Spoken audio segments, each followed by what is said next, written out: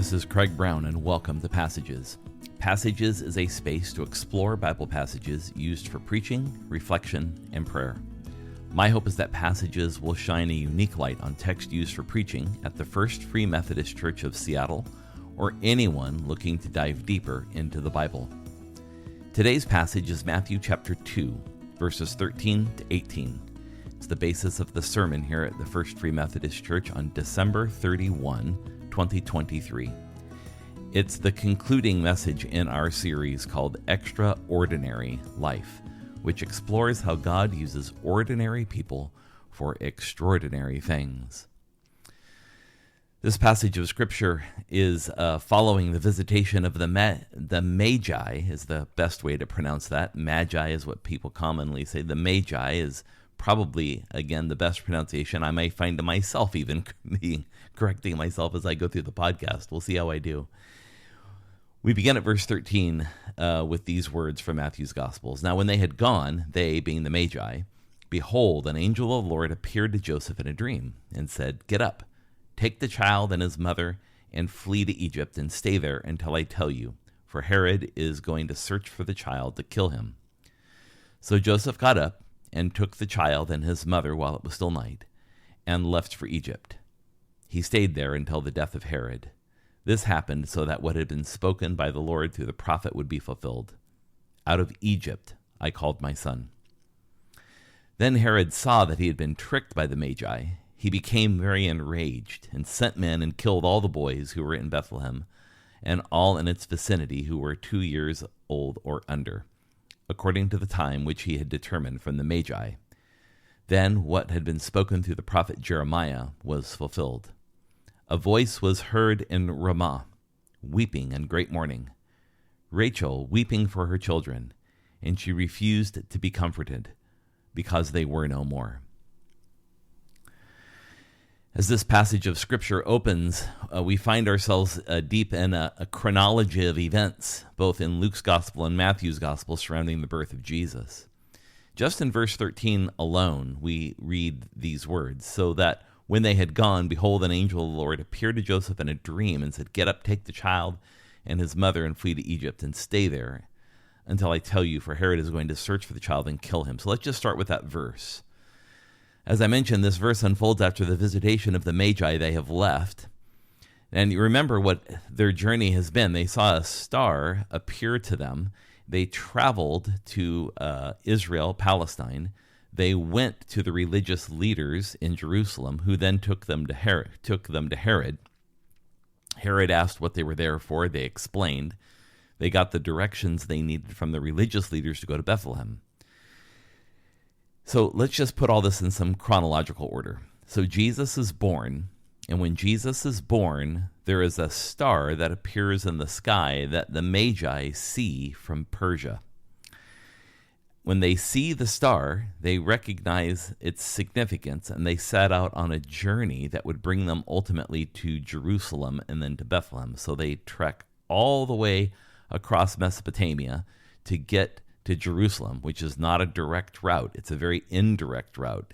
Jerusalem practically lies to their west, but in order to get there, they have to travel to the north and northwest and kind of go around in almost a half circle to get to actually where Jerusalem is. This journey they take is often called the Fertile Crescent. It's the part of Mesopotamia that surrounds the Arabian Desert, which is untraversable, at least in the ancient world it was. So the Magi get to Jerusalem. They talk to Herod and the religious leaders. They find out Jesus is to be born in Bethlehem. They journey down the road to Bethlehem, and there they find Mary and Joseph along with Jesus.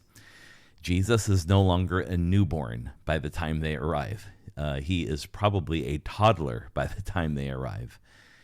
And so in the message that we read in this text is once the Magi have left Bethlehem and have returned to Persia without going back to Jerusalem to speak with Herod again, then Joseph receives his second vision. Remember, his first vision in Matthew's Gospel was about taking Mary as his wife. The second vision now is about how he's to flee and take the child, as Matthew calls him here, and his mother to Egypt. And this all happened in a dream for him, exactly as it had happened the first time. The command of the angel to him is to get up, take the child and his mother and flee to Egypt. So the get up part is in the imperative mood in the Greek language. It's the mood of command, of direct instruction. It's urgent. Don't wait. And so the text tells us that he's supposed to take the child and the mother, and notice the sequencing of the names. And also notice the exclusion of himself, Joseph. The angel speaks to him, but he's not mentioned in the vision. He's simply instructed to take the child and his mother. The child comes first, the mother second. And they're to go to Egypt. Now, Egypt is a place where there's a large community of Jews. And so they would be very well established in a community like Egypt. They'd be able to find a way of life within their own kind of culture in that space and time.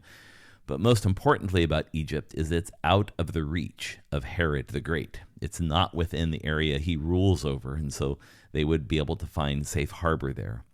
They're to stay there until Joseph is told to come back. So there's this uncertainty about the duration that they're going to be there. And then finally Joseph learns why. The angel says that Herod is going to search for the child to kill him. The key passageway here is important. It's been one that's stuck with me now for almost 30 years in ministry. And it's this, that God's power is quiet, powerful, and most important, it is defiant. I remember hearing a sermon a number of years ago given to me by one of the people who was a mentor to me. His name was Bob Pearson. He was, at that time, already a retired United Methodist pastor. And he gave me a cassette tape of this sermon. I wish for the life of me I could remember who it was from. And it was about Christmas. And the sermon was about Christ as the defiant light. So there are so many forces at work in Matthew's gospel and Luke's gospel that would make this life of Jesus coming into the world, this birth of Jesus, absolutely impossible. And this is a wonderful episode that highlights that. Everything is conspiring here against the birth of Jesus. Here is Jesus being born as a singular and small thing, but kings and empires try to put it out, try to extinguish that light, and they're unable to do so. So oftentimes we think of, God's power being manifest in these great cataclysmic and, huge epic signs. But what we see in the birth narrative of Jesus is this kind of quiet, rumbling power of God that's at work in a very defiant sort of way, that no matter what authorities or powers or rulers or kingdoms try to dish out to try to stop the light of God coming into the world in Jesus, they're unable to. It's important truth for us. We have to sit with. This is why it's a key passageway for us. That there's no obstacle, there's no challenge, there's no situation in our life that can stop the steady and defiant Christ from being made known to us. Nothing can get in the way of that. It's so important for us to be mindful of the fact that, as the Apostle Paul tells us, that nothing can separate us from the love of God.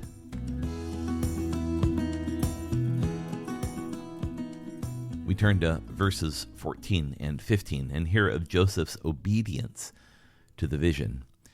In verse 14, it tells us, "So Joseph got up and took the child and his mother, and while it was still night, and left for Egypt. He stayed there until the death of Herod, and this happened so that what was spoken through the Lord through the prophet would be fulfilled. Out of Egypt I've called my son." As with the other two visions Joseph had, this one, and then the one that came first. This is the second, the one that will come third. He obeys immediately. It tells us in verse 14 that Joseph got up from the vision, took the child and his mother, and here's the key part, while it was still night. He didn't wait till the morning. He didn't wait till the next day. He didn't wait till next week. He immediately did as he was instructed to do. In very much the same way, he did what he was instructed to do in his first vision when he was told by the angel to take Mary as his wife. So they left while it was night. And Joseph took the child and his mother. Notice the same sequencing of names. Took the child and his mother. So everything orbits around the child. Even the mother is not named here. Mary is not named in this particular section of Scripture. It just says his mother. So Mary's identity is in relationship to the child, who is Jesus. And they departed for Egypt. Now, they remained there until the death of Herod. Now, there are quite a few Herods around at the end of the 1st century BCE and the 1st century CE. So which Herod are we talking about here? This is Herod the Great. And so we'll talk about Herod the Great in just a moment. But what Joseph is, leaning into is that he's going to go to Egypt, and he's not going to even think about coming home until he's told to. So he stayed there until the death of Herod. So he didn't go anywhere. And so there's some important things that we have to learn here about what's going on in the story, that there's this obedience of Joseph that is apparent once again, just like it was the first time. It's immediate, it's urgent. He acts on it as soon as God speaks. Now, at the end of this passage, the end of verse 15, there's this quotation of Scripture that says, so that what had been spoken through the Lord through the prophet would be fulfilled. What prophet is that? Well, that is the prophet Hosea. And so this quotation, out of Egypt I have called my son, is a little bit, it's a little bit forced, because the text in Hosea, if you read it in its context, it clearly is speaking about the Exodus event and Moses. Yet Matthew and the early Christians believed that Jesus, at least theologically, was the leader of a new Israel. And this new Israel was the community of faith that was made up of Jews and Gentiles in this new movement of the church. In some ways, Jesus is the Moses character in the story, that he will come out of Egypt, but it is through his life, death, and resurrection that Jesus will lead people to their liberation in much the same way Moses led people from their liberation of slavery. So what's important to keep in mind here is, like many citations we read in the New Testament from Jewish scripture, the reference that they're making oftentimes is more analogous than literal. It's more kind of typecasting, or kind of looking at ways in which patterns are similar, or how previous events foreshadow events that are to come. They're just not always a straight line of connection one for another. It really becomes difficult to read these quotations in the New Testament from Jewish scripture with kind of a flat-footed sort of literalism. They're more analogous. We have to kind of read them in their typology and what is trying to be communicated by the writer. All this opens up a key passageway to us, especially about Joseph's behavior, and that God's call invites our obedience, not our understanding. Now, put yourself in Joseph's shoes just for a minute. Now, everything from the beginning of this story about Mary becoming pregnant and what he's supposed to do, the journey to Bethlehem, now they have to go to Egypt, everything has been according to God's call and purpose. And so Joseph and Mary too are living in a pattern of obedience to that. Now imagine living a life where each step moves to the next by God's call and leadership. Now, we don't know how it's going to end. We don't know what it's going to look like when we get there. We don't know what the journey is going to be like on the way. All we know is the next step. This is the life of a Jesus follower. This is the life of discipleship. And the question we might hold for ourselves as we look at Joseph's behavior here is, do we posture ourselves for this kind of relationship with God?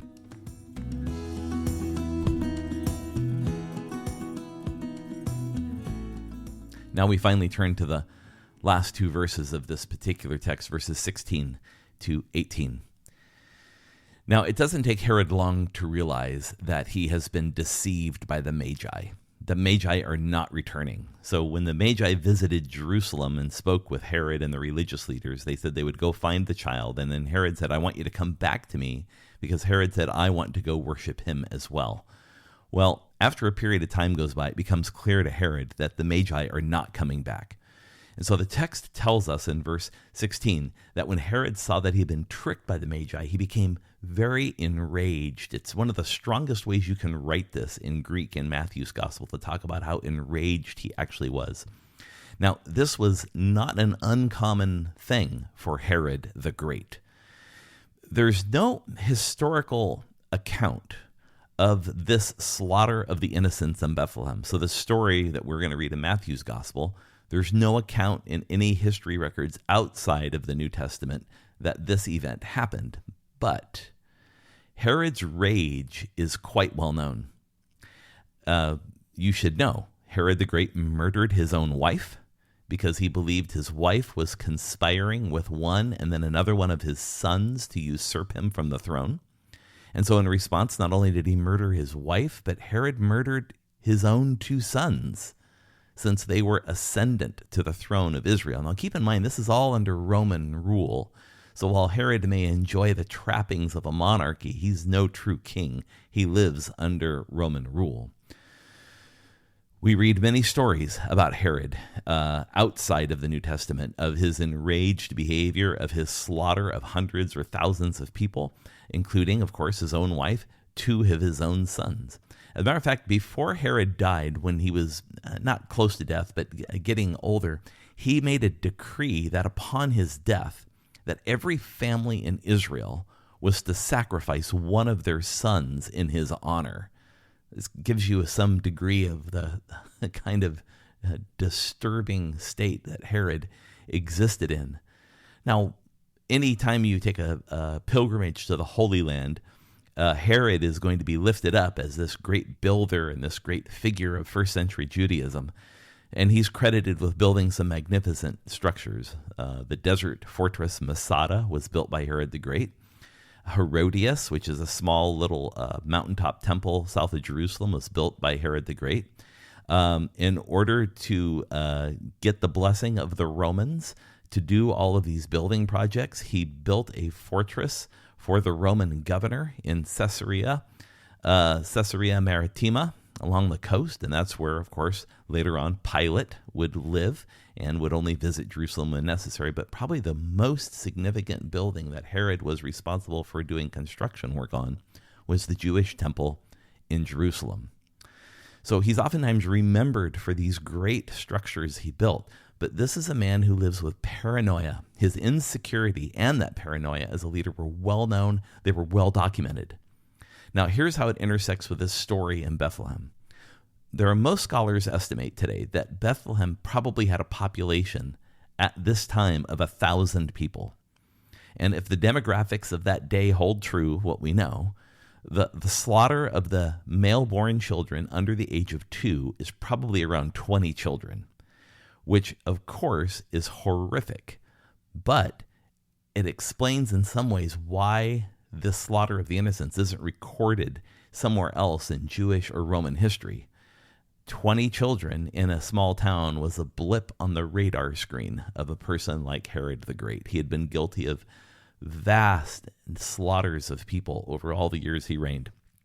So 20 children in Bethlehem would have hardly registered as an event in Herod the Great's life.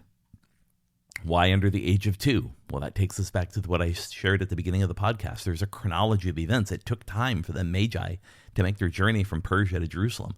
And so by killing every child under the age of 2, Herod is ensuring that this child that the Magi had come and sought out would certainly be killed. So let's move on from the tragic figure of Herod the Great and look at this text that Matthew quotes from the book of Jeremiah. First, he says in verse 18, a voice was heard in Ramah, weeping and great mourning. Ramah is a city just north of Jerusalem. And when Jerusalem was sacked by the Babylonians 500 plus years, almost 600 years earlier, the Jews who lived in Jerusalem were taken from Jerusalem and marched to Babylon as exiles. And the first city that those exiles passed through after they had left Jerusalem was Ramah. So Ramah, just to the north of Jerusalem, is this city known for weeping and mourning because of this tradition of the Jews leaving for their exile at Babylonian hands to the north. Then the text goes on and tells us that Rachel is weeping for her children. These are songs of lament for the innocents that were killed in Bethlehem. Rachel weeping for her children is important because she, of course, is one of Joseph's wives. And Joseph, as you may know, is not one of Joseph's wife, one of Jacob's wives, pardon me. And so Jacob is renamed later in his life to be the name Israel. So Rachel is one of Jacob's wives, is one of the mothers of Israel, if you can imagine. And it says she weeps for her children. Well, why is she weeping for her children specifically in that case? Well, it's because her historical tomb, where Rachel is buried, is located just outside the wall of the city of Bethlehem. As a matter of fact, you can go visit that tomb to this very day. You leave the walled city of Jerusalem, a wall that's been built by the Israelis that encircles the town. And once you go on the outside of the wall, just to the south, there's the tomb of Rachel. And so there's this notion of Rachel weeping for her children, even as these children in Bethlehem are being slaughtered by Herod. It's a very touching and powerful quotation from Jeremiah 31, which is also the same chapter that talks about the new covenant that God is going to make with his people. There is a key passageway for us here, and it's this: that our choices reveal who we are. This text is perhaps one of the most tragic in the New Testament. Herod killing would-be kings. Lazy, enraged, possessed. He displays the worst of who we are as human beings.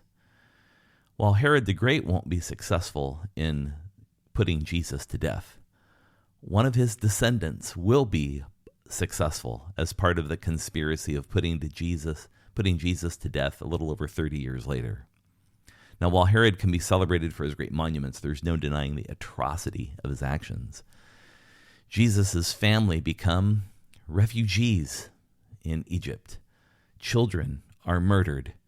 Despots rule with rage. It sounds like I just gave you a headline from today. Refugees, children who are slaughtered, despots who rule. All of this mirrors who we are today as human beings. Refugees, infanticide, dictators.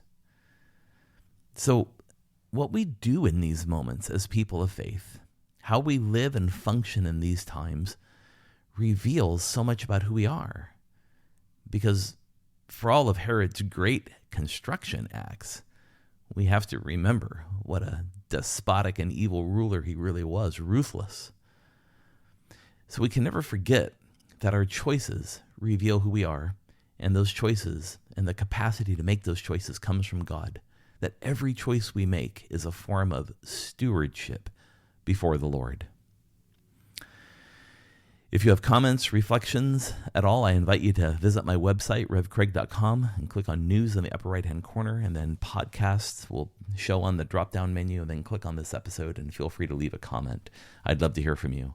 I'd also encourage you to visit our church's website at ffmc.org to learn more about Free Methodism and how you can connect with our community. We have a vital online community, and we'd love for you to be a part of it by joining in our worship services or any of our other gatherings that we offer online. A special note as we conclude this podcast at the end of 2023 for the Sunday that is the 31st of December. This will be the final episode of Passages for about 4 or 5 weeks while I'm away on a medical leave. I'm going to be having a surgical procedure at the beginning of January, technically, brain surgery. I know some of you thought that actually might be the case for me one day. But I'm going to be out on medical leave for a while, which means we'll have guest preachers preaching at First Free Methodist Church in Seattle. I'll be recovering at home and resting. I look forward to being back in the pulpit on the first Sunday of Lent, which will be February 18, and Passages will resume hopefully the week before that. So until then, I bid all of you grace. Thanks for listening, and we'll see you again very, very soon.